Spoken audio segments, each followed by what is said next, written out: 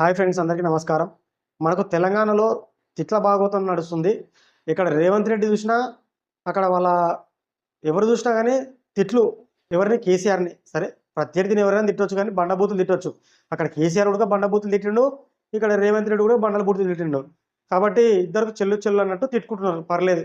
చాలాసార్లు మనకు ఎవరు రేవంత్ రెడ్డి అయితే కేటీఆర్ పైన చౌకబారు వ్యాఖ్యలు చేయడం జరిగింది. రకుల్ రావు, లేకపోతే సమంత లీకులు అని ఎన్నో వాగులు వాగి. సరే, అవి పక్కకి పెడదాం.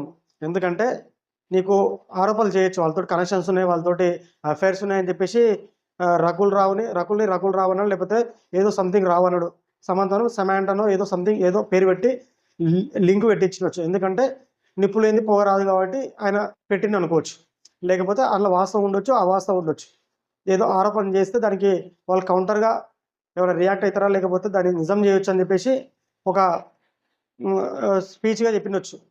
కానీ ఇక్కడ మనకు కొండ సురేఖ అనటమే ఇట్లా కేటీఆర్ని టార్గెట్ చేస్తూ, అంటే నేను వేరే పార్టీ అయినా ఎవరైనా సరే ఏ పార్టీ అయినా ఉండని కేటీఆర్ని టార్గెట్ చేస్తూ, సరే రకుల్ రావో సమంత్ రావో మీకు ఆయనకు సంబంధం ఏముంది, మీకు ఆయనకు అటాచ్మెంట్ ఉందని చెప్పొచ్చు.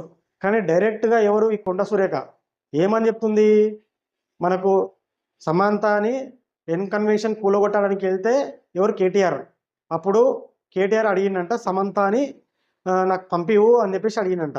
అప్పుడు దానికి నాగార్జున గారు సమంతను వచ్చి నువ్వు కేటీఆర్ దగ్గరికి వెళ్ళు అని అడిగిందంట. అని అడిగి చెప్తే మనకు సమంత వచ్చేసి ఒప్పుకోలేదనమాట. ఒప్పుకోనందుకు నాగార్జున డివర్స్ అని చెప్పిందంట. అని ఇంత చౌకబారు వ్యాఖ్యలు ఒక మంత్రి హోదాలో ఉండి చేయడం అయితే నాకు నచ్చలేదు. ఒకవేళ నీకు ఏమైనా ఆరోపణలు చేయాల్సి వస్తే నీకు సమంతకి ఏం సంబంధం, లేకపోతే నీకు ఈ రకుల్ రావుకి ఏం సంబంధం అని చెప్పేసి ఒక ఆరోపణ చేసి వదిలేస్తే దాన్ని వాళ్ళు కౌంటర్ని చేస్తారు. లేకపోతే నువ్వు దాన్ని పదే పదే రేవంత్ రెడ్డి కూడా చెప్తున్నాడు రకుల్ రావు అని. అట్లా నువ్వు ఒత్తి చెప్పొచ్చు. లేకపోతే దాన్ని ఒక నీకు ఇష్యూ ఏమైనా దాని గురించి తెలిస్తే దాన్ని పదే పదే చెప్పడం వల్ల జనాల మైండ్ సెట్లోకి వెళ్ళిపోతుంది, ఏంది నిజంగానే మన వీళ్ళిద్దరి మధ్యలో ఉందా అని. కానీ నువ్వు అలా కాకుండా వాళ్ళ నాగార్జున హీరో ఫ్యామిలీని బజార్లో పెట్టినావు. ఎట్లా?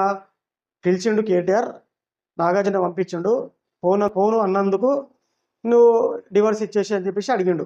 ఇట్లాంటి చౌకబారు మాటలు అయితే ఒక ఆడదాని వేయండి, నువ్వు కూడా ఒక ఆడదాని గురించి ఇట్లా మాట్లాడడం చాలా బాధాకరంగా అనిపించింది నాకైతే. నీకు కూడా ఈ వీడియోలో ఈ మనకు కొండ సురేఖ గారు మాట్లాడింది కూడా తప్పు అనిపిస్తే ఒకసారి వీడియోలో కమెంట్ చేయండి.